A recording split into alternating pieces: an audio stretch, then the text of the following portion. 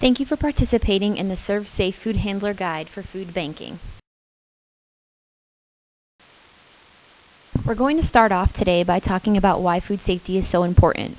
If you're following along in your textbook, each slide has the corresponding page on the bottom left-hand corner of each slide. The CDC reports there are over 76 million foodborne illness cases each year. 325,000 of them require hospitalizations, and 5,000 of them lead to death. Those at risk are young children, older adults, pregnant women, transplant recipients, and those with compromised immune systems.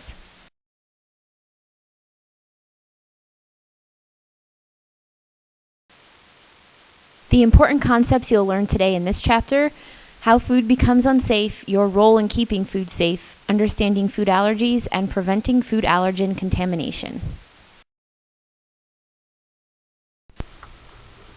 There are 3 types of hazards that can make food unsafe. Biological, so tiny life forms that we can't see. Physical hazards, things that we can actually touch, like jewelry, glass, brittle plastics, ceramics, and bandages.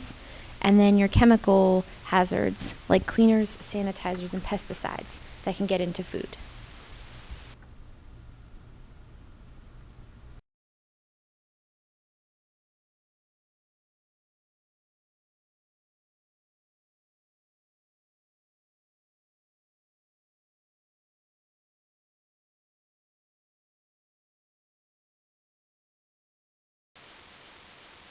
People can also make food unsafe because of poor personal hygiene.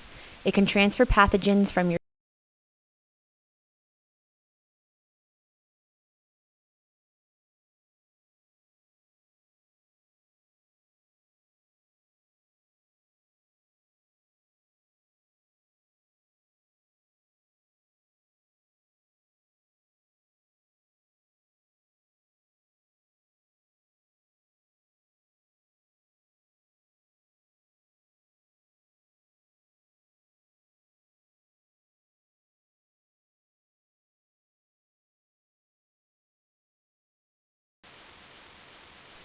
Pathogens can also be transferred from one surface or food to another. If you take a look at this picture, the entire case of lettuce that's been contaminated with meat juice would have to be thrown away. We can't see pathogens with the naked eye and can only see them under a microscope, so we don't know exactly what has been contaminated in this picture. So to be safe, we have to get rid of the entire case.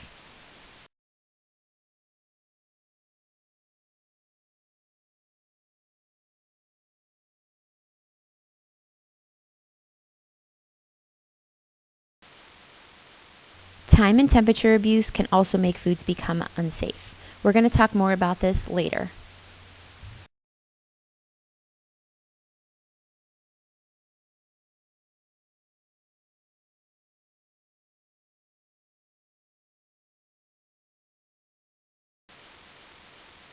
Also, poor cleaning and sanitizing can transfer pathogens.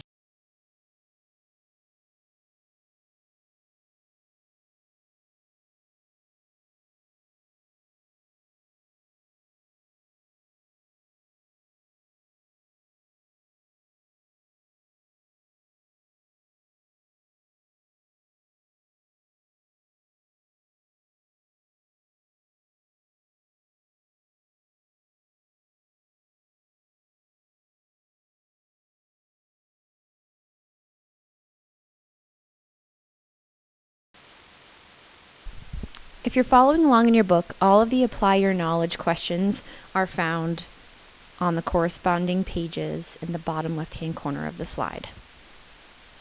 Leaving raw chicken breast on a pallet in a loading area that is not refrigerated is an example of what?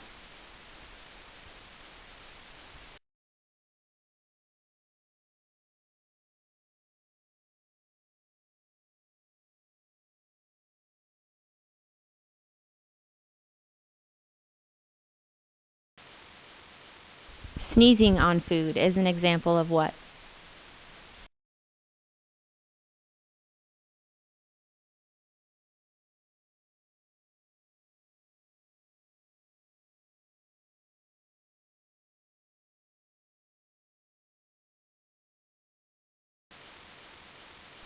Keeping produce that raw meat juices have leaked on is an example of what?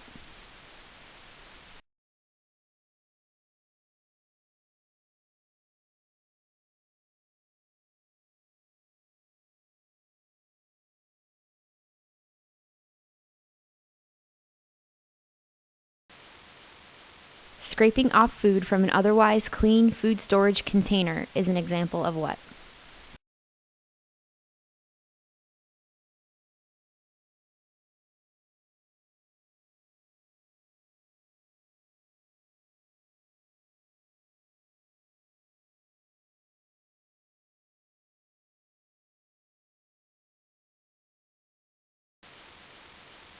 Now that we know what all of the hazards to food safety are, the next step is to make sure that you work safely. So, we need to practice good personal hygiene so we don't transfer pathogens from your body to food.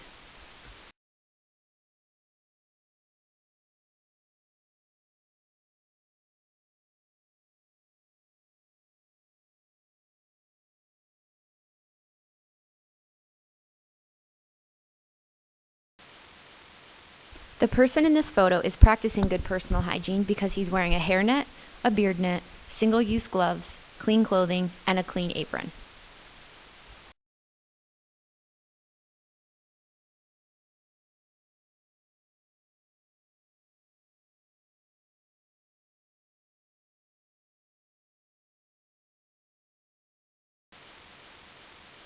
Controlling the time and temperature of food is very important, so making sure that food does not stay too long at temperatures that are good for pathogen growth.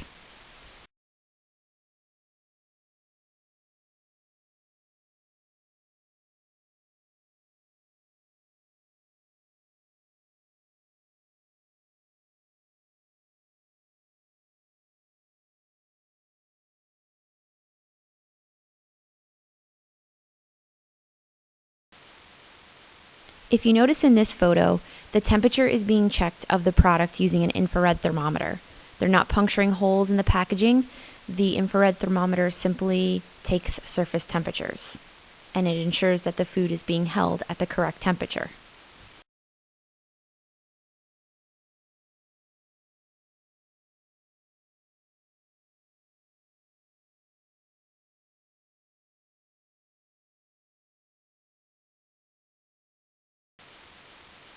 We need to prevent cross-contamination so that we don't transfer pathogens from one food to another or from one surface to another.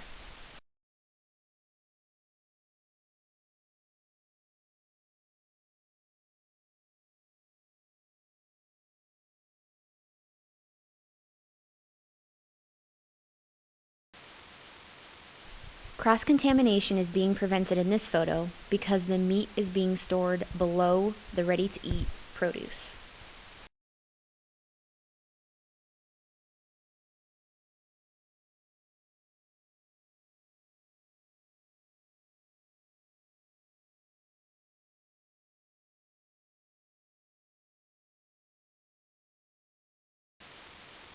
Another important role in keeping food safe is proper cleaning and sanitizing of surfaces. Anything that touches food needs to be both cleaned and sanitized.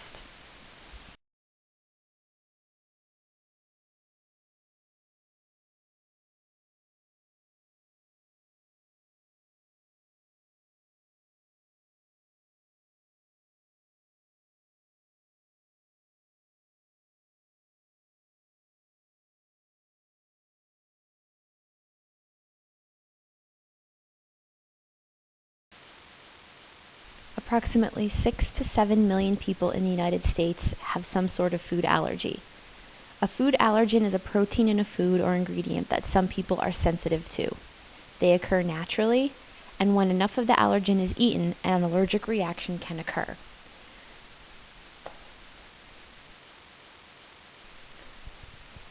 The most common food allergens are as follows: milk, eggs, soy, fish, tree nuts such as almonds, walnuts, and pecans, peanuts, shellfish such as crab, lobster, and shrimp, and also wheat because it contains gluten.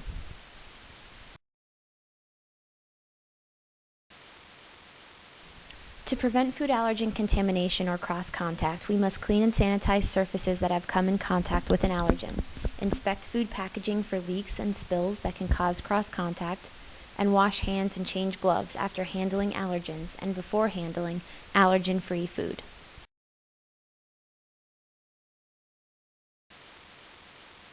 It's also important to make sure that we store food with allergens separately from allergen-free products.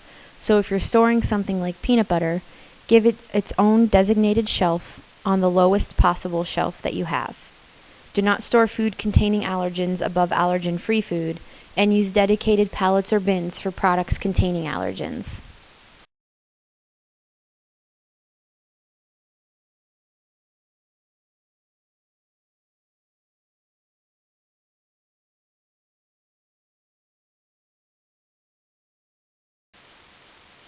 Which food item here is a common food allergen? Iced tea or cod?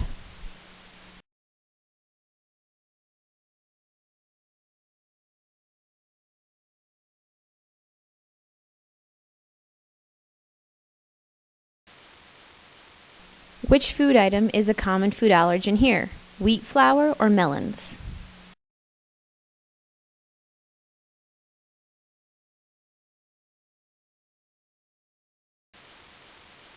Would it be peanut butter or crab legs here?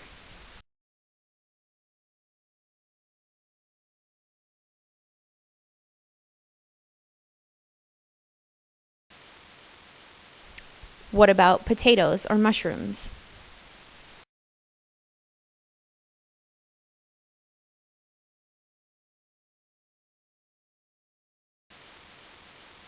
Tomatoes or pecan pie?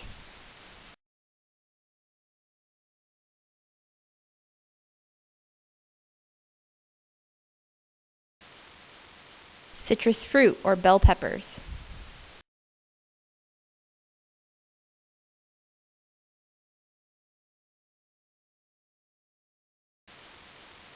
Squash or eggplant?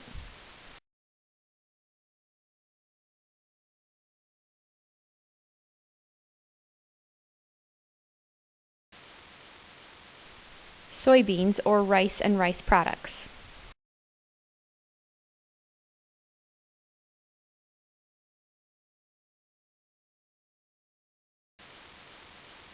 Eggs or ice cream?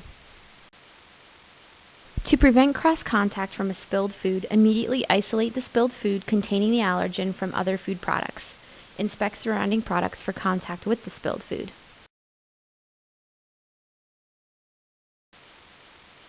Dispose of any open products in contact with the spilled food.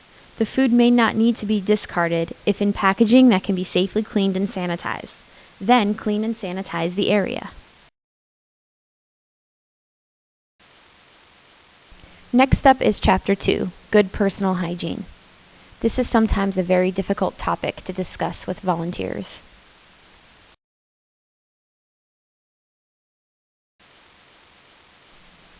Concepts that you will learn in Chapter 2, how and when to wash your hands, where to wash your hands, other hand care guidelines, what to wear, and other important practices.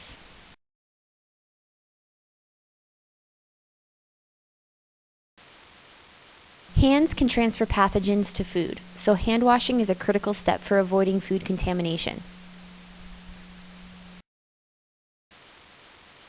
You should have already received a handout about hand washing that you can post next to all of your hand washing sinks with the proper steps, but the whole process of hand washing should take about 20 seconds.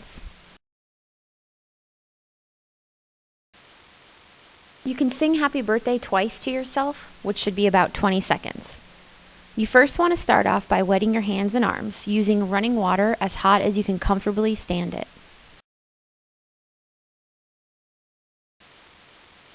Next, apply soap, enough to build up a good lather. Scrub your hands and arms for about 10 to 15 seconds. Clean under your fingernails, between your fingers, and also don't forget the back of your hands. Rinse your hands and arms thoroughly using running, warm water. Next, dry your hands and your arms. Do not use your apron or any part of your clothing. Use a single-use paper towel or a hand dryer. Do not use a dish towel because it can transfer pathogens.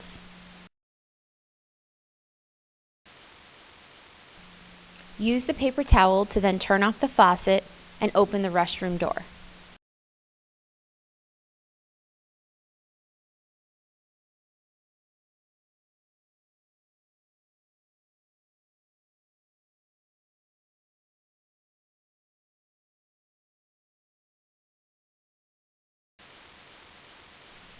This man is leaving the restroom. Is he required to wash his hands?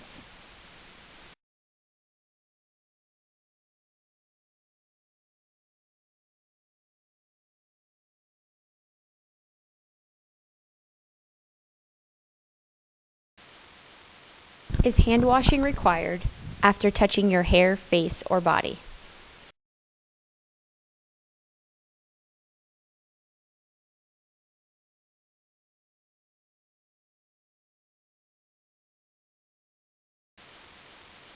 What about after handling raw meat, poultry, or seafood?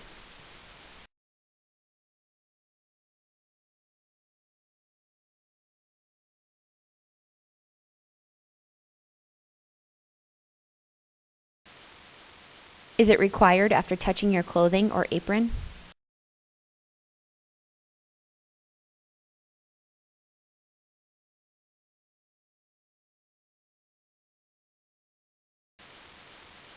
How about after taking out the garbage?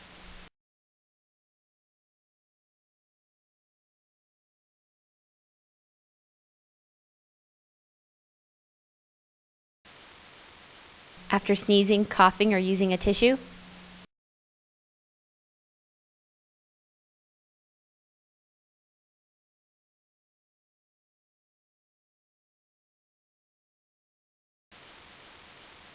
Is it required after handling chemicals that can make food unsafe?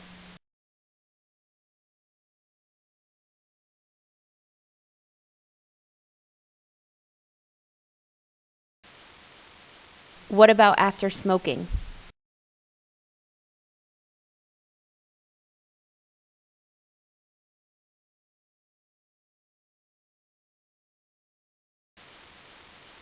Should you wash your hands after chewing gum or tobacco?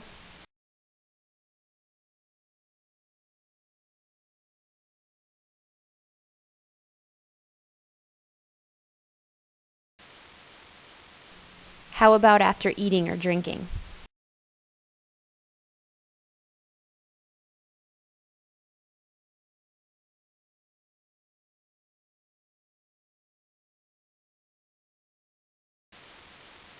Should you wash your hands before putting on gloves at the start of a new task?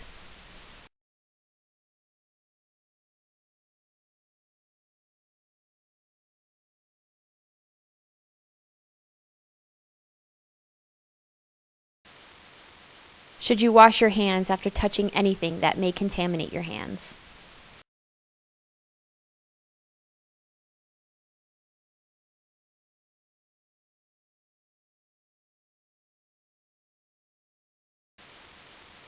What about after leaving and returning to the food handling area? Also known as hand sanitizer, it should never be used instead of hand washing. It can only be used after hand washing. And be sure to wait for it to dry before you touch food or equipment, or before putting gloves on.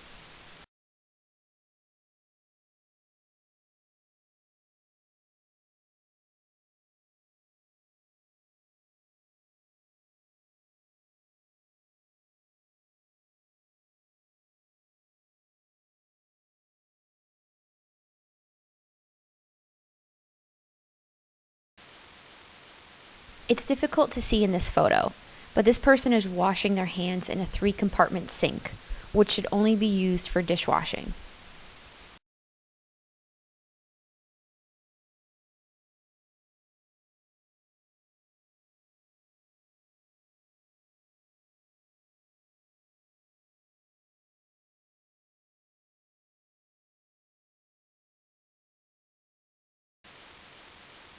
Dirty water is being dumped into this hand washing sink.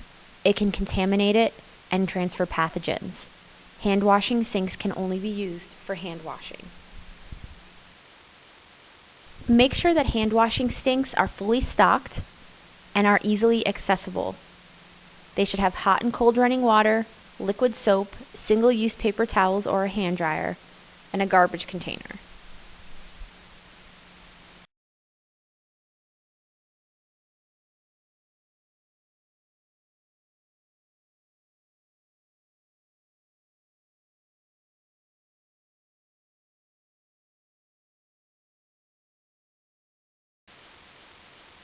Bacteria and germs from this person's mouth are now being transferred onto his clean, single-use gloves. Only use single-use gloves when handling food. Make sure that the glove fits your hand properly. It shouldn't be too loose or too tight. Never blow into them, and never roll them on to make them easier to get on.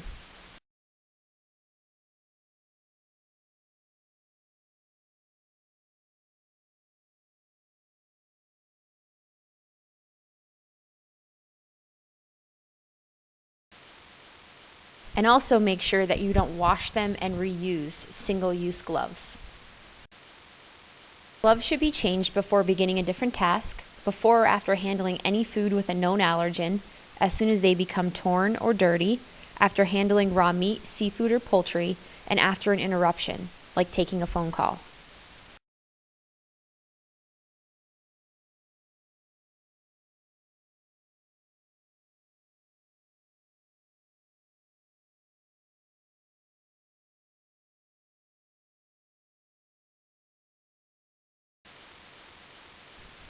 These hands would be considered safe for food handling because the fingernails are short and clean.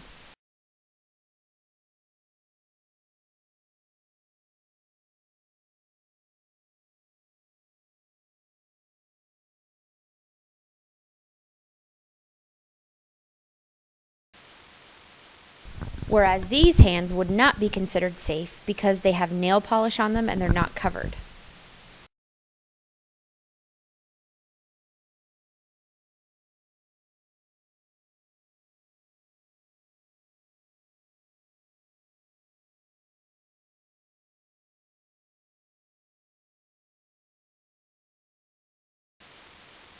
This person would not be able to handle exposed food because his wound is only covered with a bandage and not a single-use glove as well. This is how to cover infected wounds correctly. They would need a bandage or a finger cot that prevents fluid from leaking out, and then also a single-use glove.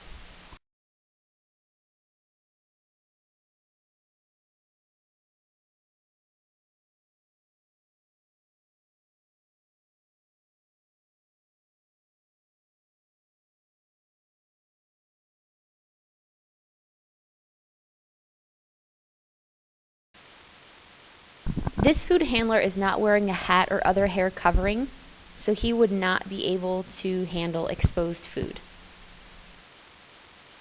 A clean hat, and clean being the key word there, or other hair covering needs to be worn if you're repackaging food, working in a clean room, working in areas used to clean utensils and equipment, and also men with beards and mustaches must also have a restraint.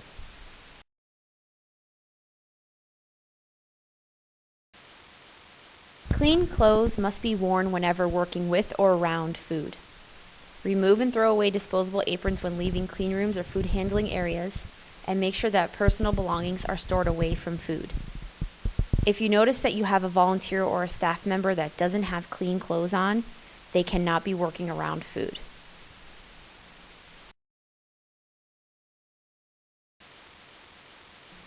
If you're handling exposed food, you must remove jewelry from your hands and your arms. You cannot wear rings except for a plain band, bracelets including medical bracelets, and also watches.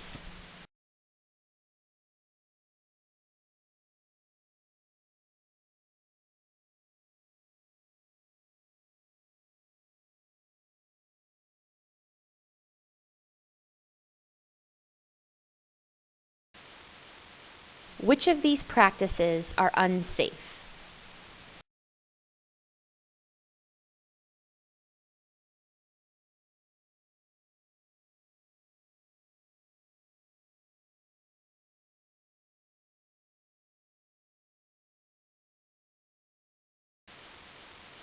What would be considered unsafe in this list?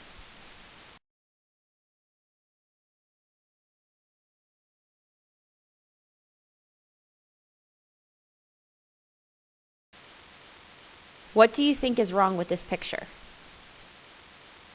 Eating, drinking, smoking, chewing gum or tobacco is never allowed in food handling areas or food storage areas.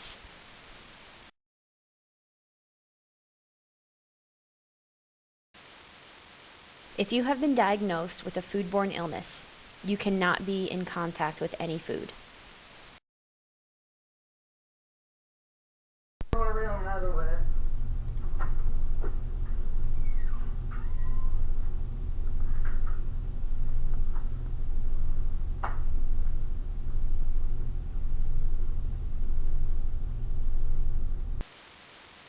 Chapter 3, Receiving and Storing Food Safely.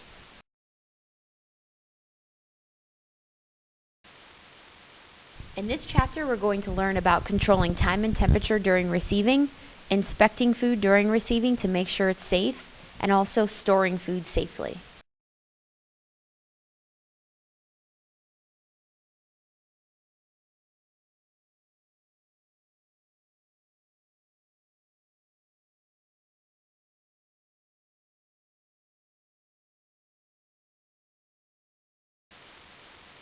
Bacteria grow and thrive between temperatures of 41 degrees Fahrenheit and 135 degrees Fahrenheit.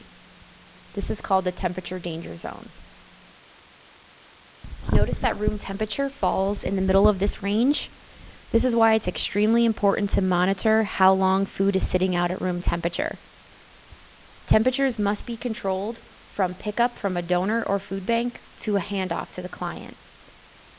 This includes time food spends in the warehouse, on the truck, and at the agency.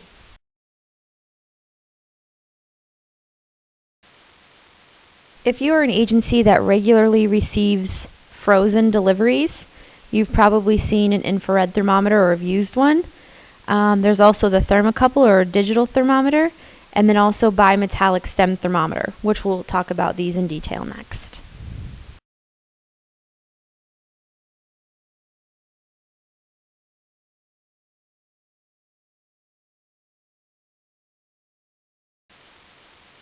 An infrared thermometer displays temperatures instantly. It prevents cross-contamination and damage to food.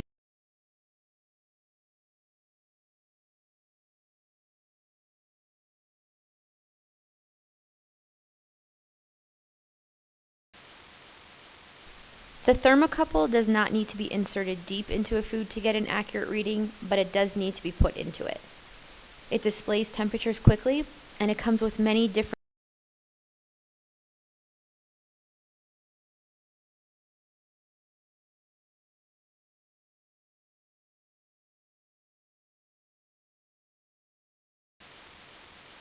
This is the least expensive and probably most common thermometer, the bimetallic stem thermometer. It needs to be inserted into a food from the tip of the thermometer to the dimple. It requires at least 15 seconds before final reading can be taken.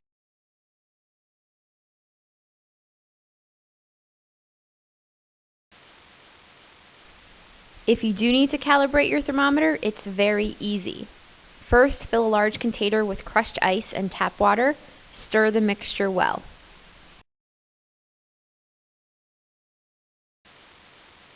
Put the thermometer stem or probe into the ice water. Make sure that the sensing area or the dimple is under the water.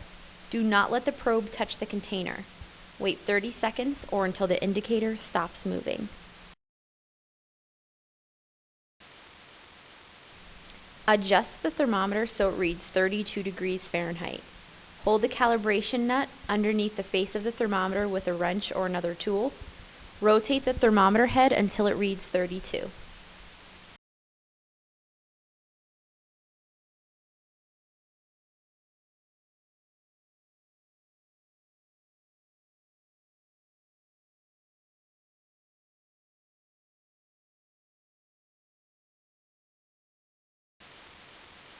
To review, how long should you wait to read a bimetallic stem thermometer after placing it in an ice water bath?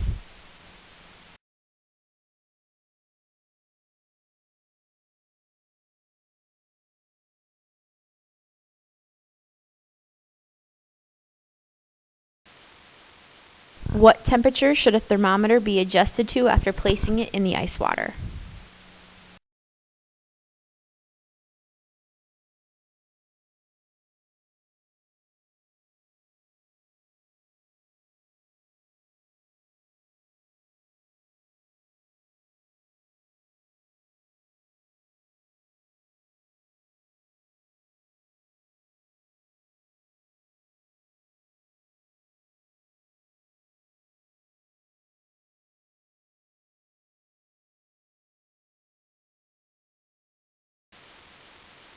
Things that you should look for when inspecting a delivery vehicle and before unloading it: the overall condition of the vehicle and the product, pests, presence of questionable product. For example, home canned items should not be an accepted donation.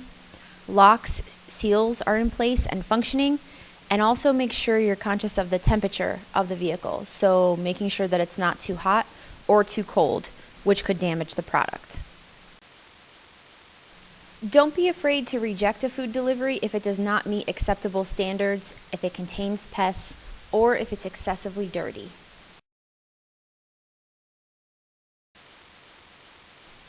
Reject any food that has not been received at the proper temperature. Refrigerated foods should be at 41 degrees or lower. Frozen foods should be frozen solid at a recommended 0 degrees.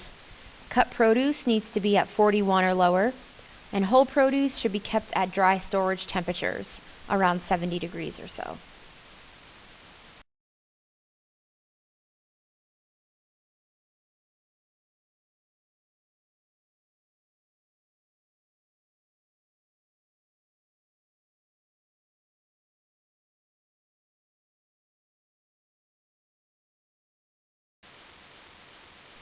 Which of these situations can be unsafe?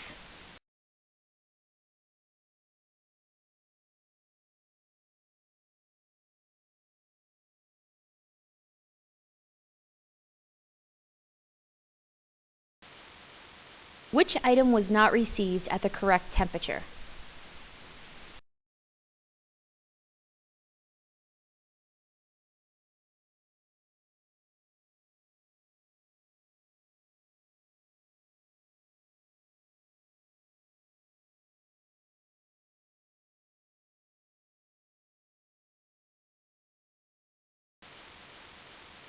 It may be difficult to see in the photo, but these are containers of sour cream being held at 45 degrees Fahrenheit. Is it being stored correctly? Food should only be stored in designated food storage areas. Be sure to keep chemicals, non-food items, and food items all stored separately. Store food, drinks, and other items at least 6 inches off of the floor and away from walls. And just to emphasize, this includes bottled water and other bottled drinks. Store ready-to-eat food above raw meat, seafood, and poultry, and be sure to store food only in containers that are made for food.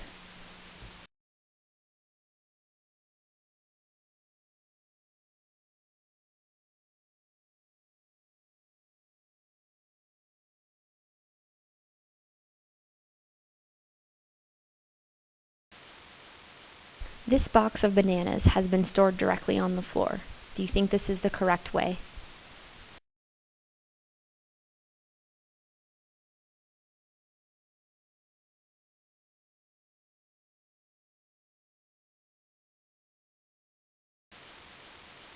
These boxes of food have been stored directly against the wall.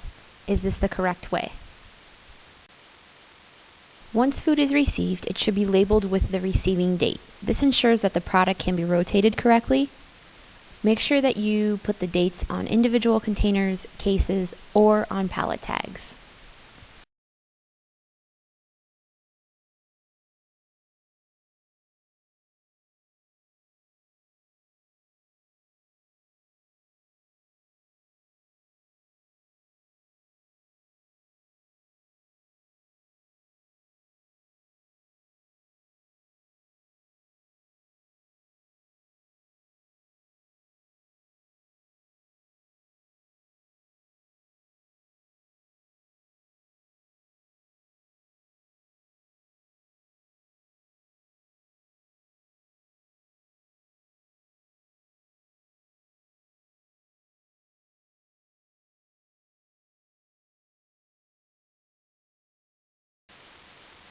Speaking of dates, I know there are always a lot of questions about sell-by dates, use-by dates, and what the difference is between all the different types of dates labeled on products. Let's start off with the sell-by date. This milk is stamped with a sell-by date of 3/21/14. What do you think the purpose of it is? A, to be used for tracking and recall. B, tells the store how long to display the product for sale. C, the date by which the product should be eaten for best flavor or quality. Or D, the last date recommended for the product while at its peak quality. If you answered B, you are correct. A sell-by date is a quality date. It tells the store how long to display the product for sale. It is still safe to consume past this date. For example, in this picture of the milk is still safe to consume 3 to 5 days past the date. You'll also see a lot of yogurt here at the food bank. Yogurt is fine to consume 2 to 3 weeks past the sell-by date.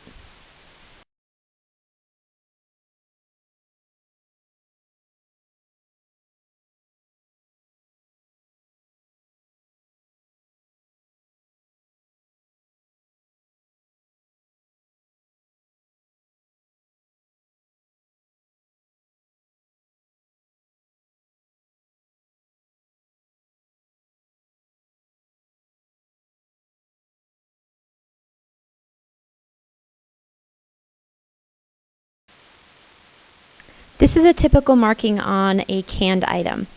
What do you think the purpose of this is for? Do you think A, it's used for tracking and recalls? B, it tells the store how long to display the product for sale?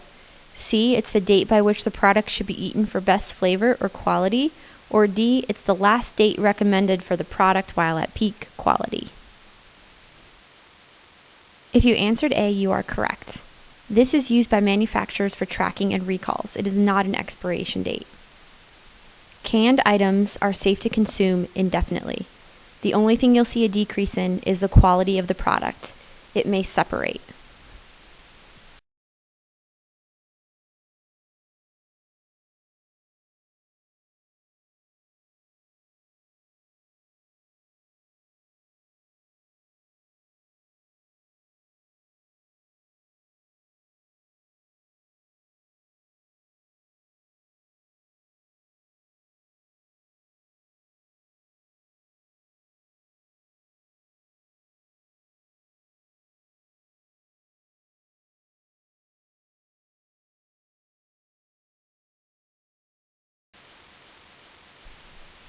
Use-by dates are typically found on products like packaged foods, such as cookies, crackers, and dry shelf-stable foods. What do you think the purpose of it is for? A, used for tracking and recall. B, tells the store how long to display the product for sale. C, the date by which the product should be eaten for best flavor or quality. Or D, the last date recommended for the product while at peak quality. If you answered D, you are correct. A use-by or expiration date is the last date recommended for the product while at its peak quality. The product is still safe to eat past this date.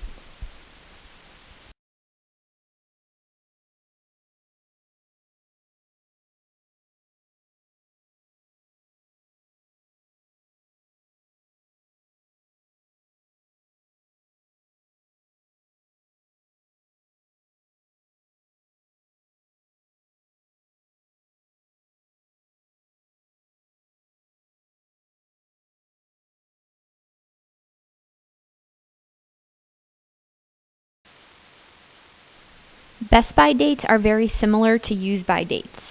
What do you think the purpose of it is? Used for tracking and recall? B, tells the store how long to display the product for sale. C, the date by which the product should be eaten for best flavor or quality. Or D, the last date recommended for the product while at peak quality. The answer is C. A best by or best if used by date is just a quality date. It tells clients the date by which the product should be eaten for best flavor or quality. The product is still safe to eat past this date.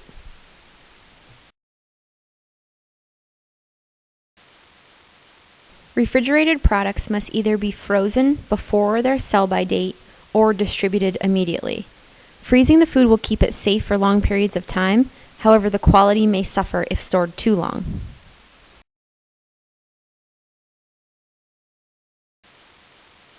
It's super important that you're tracking all of the clients that you're serving and on which days you're serving them.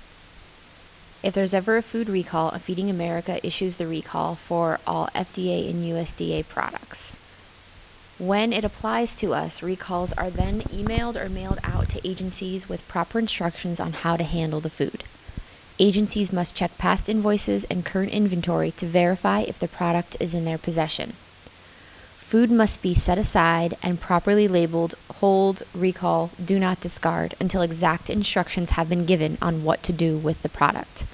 Consumers must be notified immediately if they have received the product from your agency.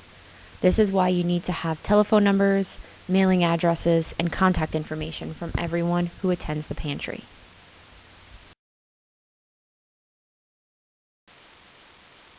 Most times we're going to be using the FIFO method, first in, first out, but because we're dealing with a lot of close dated products, we may have to use the FIFO method, first expired, first out.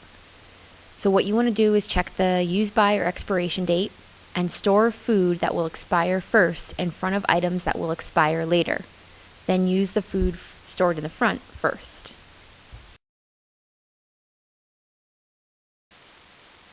If the food you just received isn't close to code or has a closer expiration date than the food you already have on your shelves, you can use the FIFO method.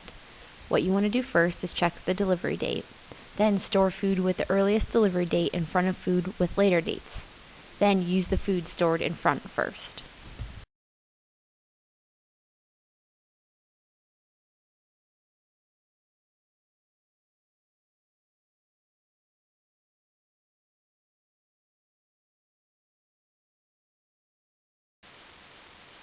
Which of these shelves has been rotated correctly? In Chapter 4, we will be evaluating, repacking, and transporting food safely. This also includes dented cans, which I always get a lot of questions about.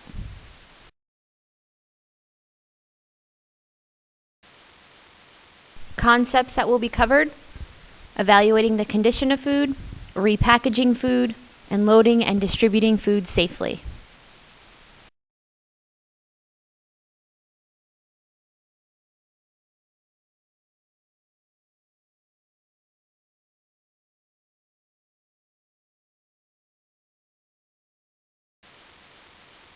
Using your best guess, which of these cans do you think should be discarded?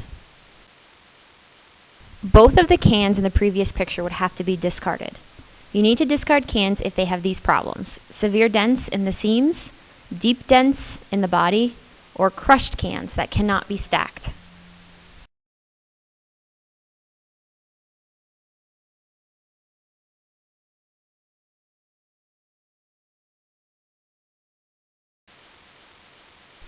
Which of these cans would you throw away? Cans that have missing labels, unreadable labels due to stains or tears, or no code dates need to be discarded. We can't be sure what product is inside.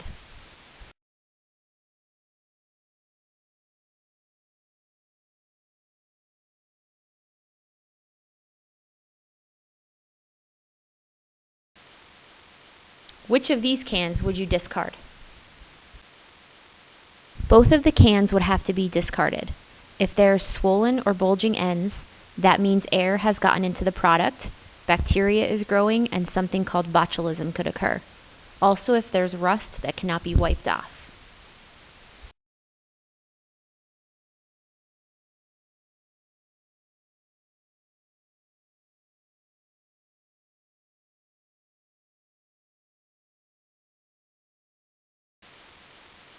This product has a tiny hole in the center of it. Should it be discarded? The can would definitely have to be thrown away. If there are holes or visible signs of leaking, it must be tossed.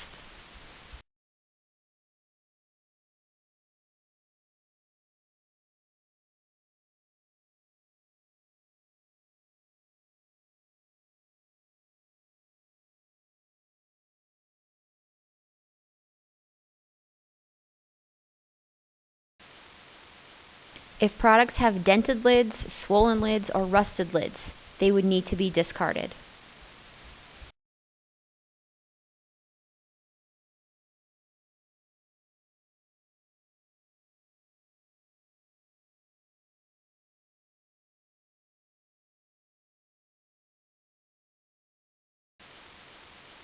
Also, if a product has a loose lid, the button on the lid is raised, which means a broken seal, or if there's a missing seal, it would need to be thrown away.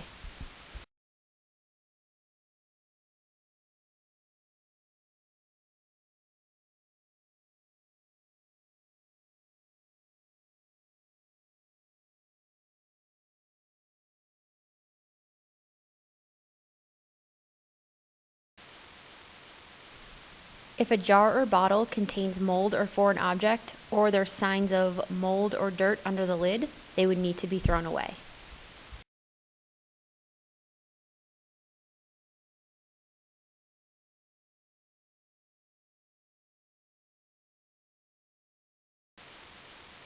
Also, if the product is discolored or has an unusual appearance, it needs to be thrown away.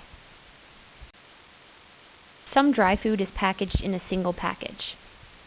If there is a tear or hole in the outer package, the product would have to be thrown away. Other food is double packaged with the food contained in an inner package, such as flour, cereal, pasta, bread, and rice. If the outer package is damaged, but the inner package is intact, that product is okay.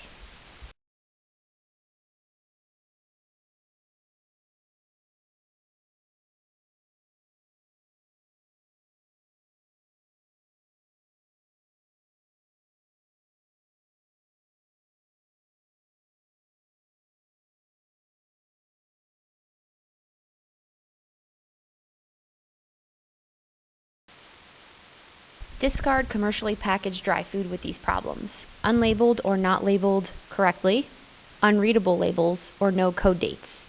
If you notice in this picture, you would have no idea what this product is just by looking at it.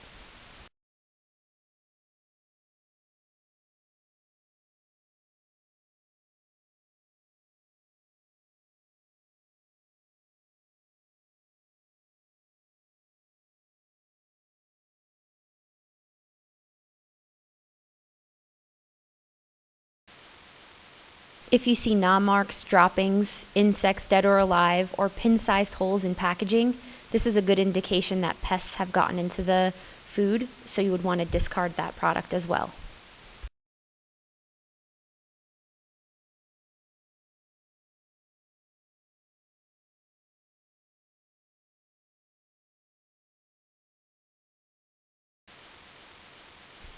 If packaged dry food is damaged, wet, or stained, you would also want to discard it.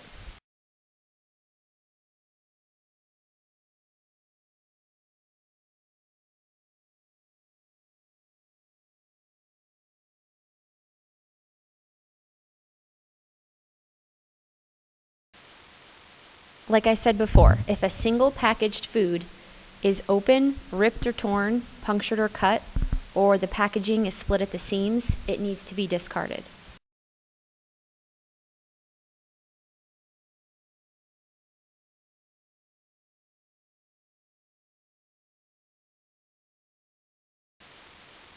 Produce that is moldy, decayed or rotting, or has bad odors needs to be thrown away.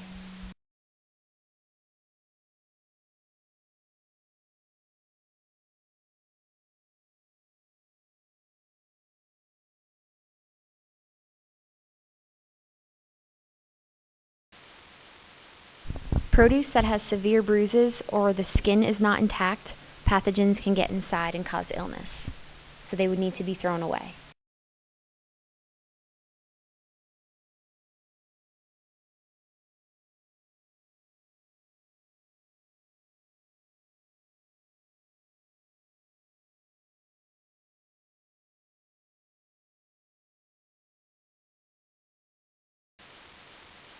Discard produce with these problems.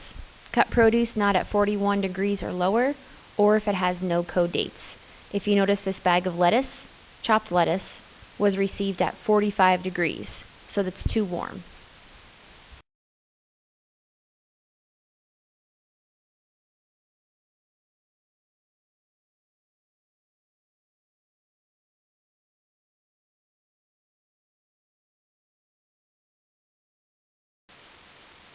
If you receive a donation of food that is in packaging not safe for food, like this garbage bag, or if there's any signs of insects, it would have to be discarded. The book goes into detail about medications and when to reject them. The food bank advises to reject all medications. Doesn't matter the condition.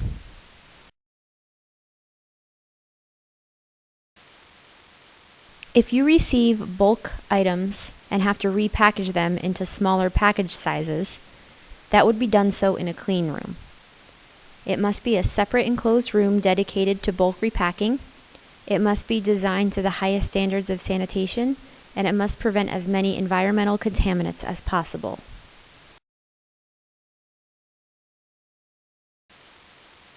The clean room would have to have interior surfaces that are durable and easy to clean. It must be built to commercial food service construction standards. It must meet local health regulations. And TCS food, or time and temperature controlled for safety food, should only be repacked in a clean room that can maintain a temperature of 55 degrees or lower.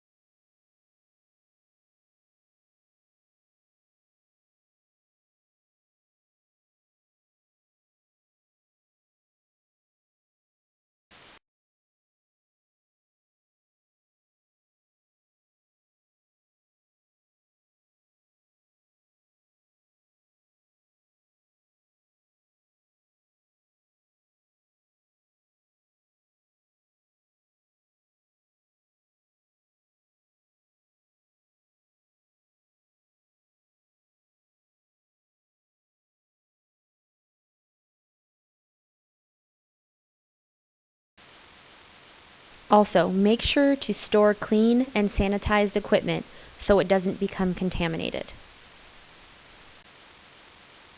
The room must be cleaned and sanitized before repacking, and you must clean and sanitize the equipment used to repack the food. It must be done before and after use and when changing to a new product or between allergens.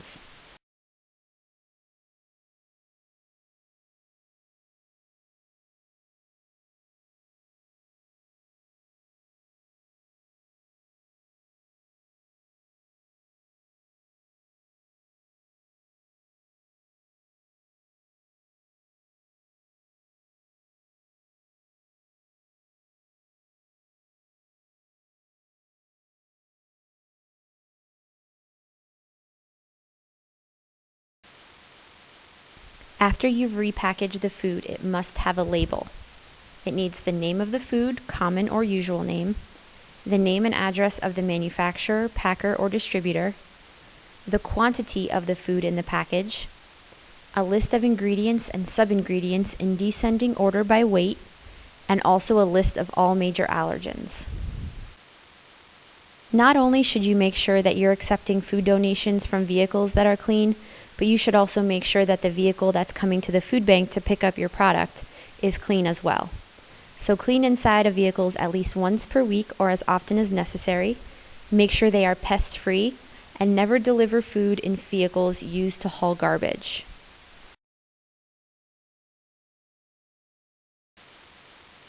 Never bring your pets when picking up or delivering food.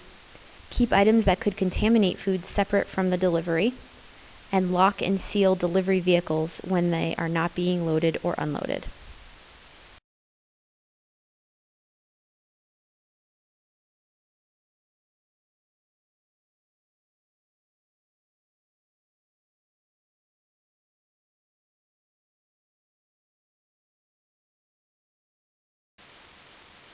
The problem with this delivery is that it's been left outside unsupervised. It could also be a temperature-controlled product.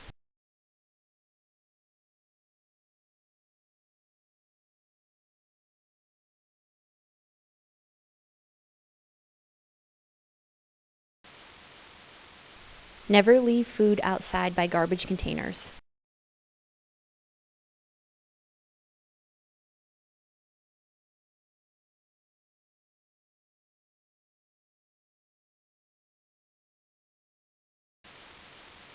Do not leave refrigerated or frozen food out at room temperature.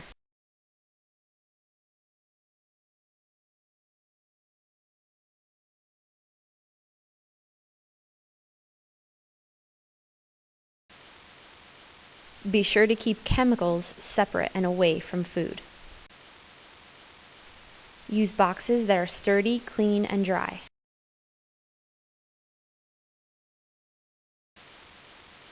Keep shelf-stable food in a clean, dry storage area. Make sure that it's pest-free. Also keep meat, poultry, and seafood separate from each other and away from other food.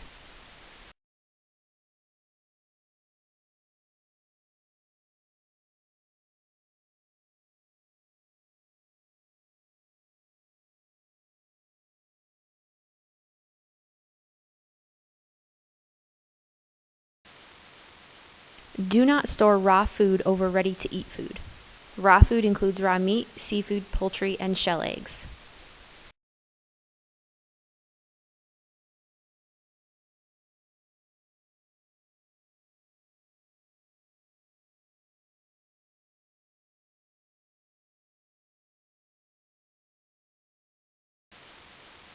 Do not store allergens over other products, not only in a delivery vehicle, but also on your shelving.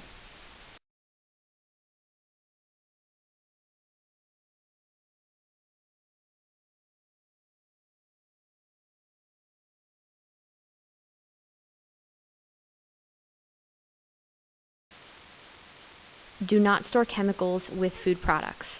They need to be stored in a completely separate area. When you're loading or transporting food, keep refrigerated food at 41 degrees or lower. If possible, keep frozen food at temperatures that will keep it frozen.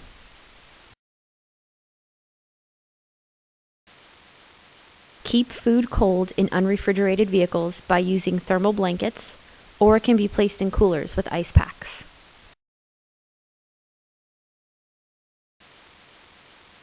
Drive times in unrefrigerated vehicles should be kept to 30 minutes or less.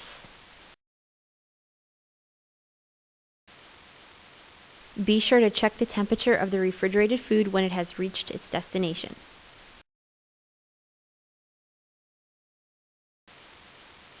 Chapter 5: Cleaning and Sanitizing.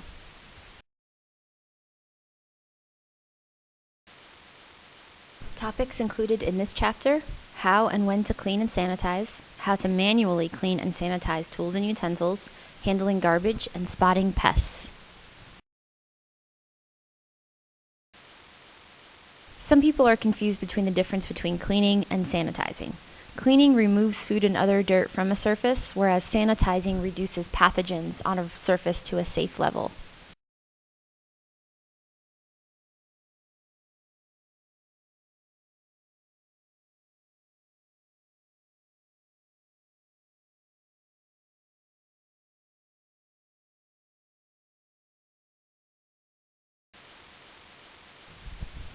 The floor would just need to be cleaned, whereas the scale would need to be cleaned and sanitized because it's a food contact surface.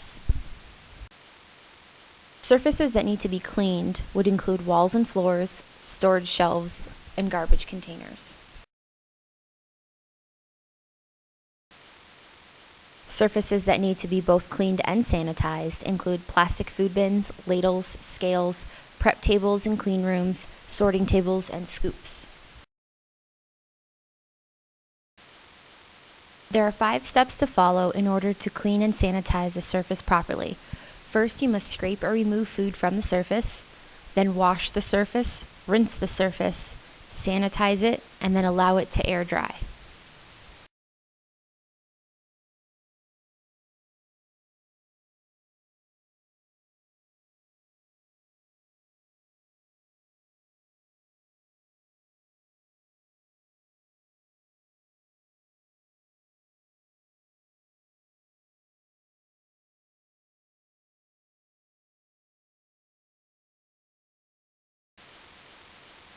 Put the steps for cleaning and sanitizing in the proper order.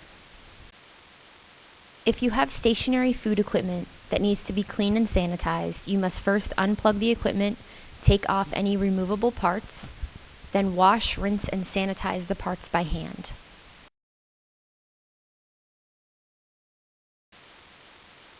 Scrape or remove food from the equipment surfaces. Wash, rinse, and sanitize the equipment surfaces. Let them air dry, and then put the equipment back together. It is important to know when to clean and sanitize food contact surfaces.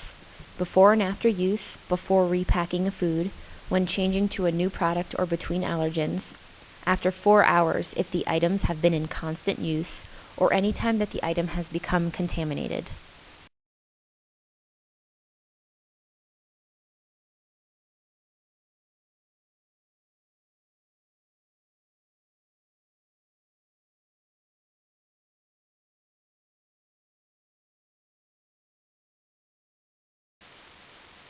Which of these items would have to be cleaned and sanitized? To make sure that sanitizers are effective, make sure that the correct amount of sanitizer was used. Make sure the water is the correct temperature. Use a test kit to check the sanitizer's strength. Leave the items being sanitized in contact with the sanitizer for the correct amount of time, and allow the sanitizer to air dry on the surface. If you are working in an operation that has a 3-compartment sink, there's a specific way that it needs to be set up. Sink 1 needs to be filled with water that's at least 110 degrees. Then you add the detergent.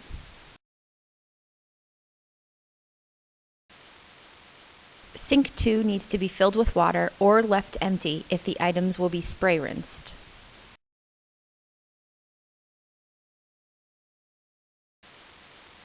Sink 3 should be filled with water, and the correct amount of sanitizer would need to be added. Check the sanitizer strength with a test kit. Items that you are washing would need to be rinsed, scraped, or soaked before you wash them.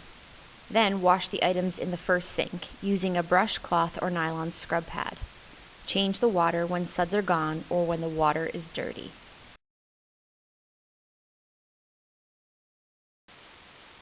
Then rinse the items in the second sink. Dip them in water or spray rinse them. Remove any food or detergent. Change water when dirty or full of suds. The third sink is used to sanitize the items. Soak them in the sanitizer for the correct length of time. Never rinse these items after sanitizing them. This could contaminate surfaces.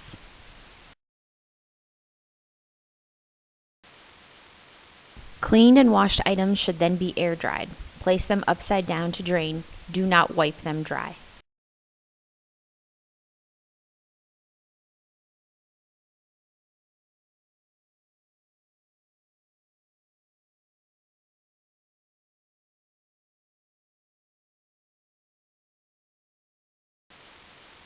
What is the first thing you should do when setting up a 3-compartment sink?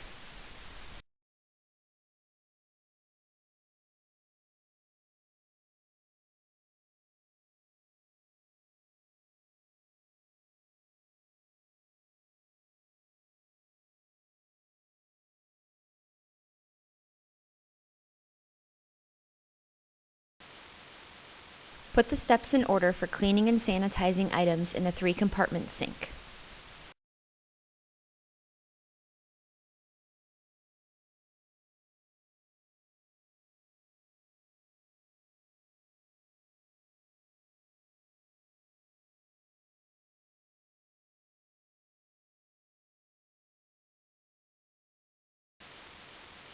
Another important part of your operation is making sure that the garbage is handled correctly. Remove it as quickly as possible. Be careful not to contaminate food or surfaces when removing garbage.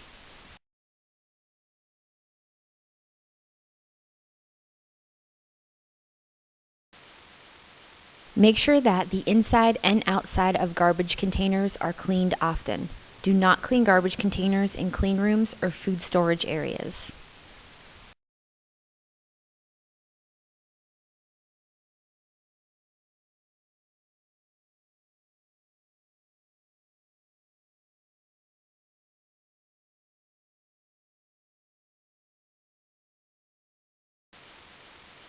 Make sure that the lids are closed on outdoor garbage containers. Keep indoor containers covered when they are not in use as well.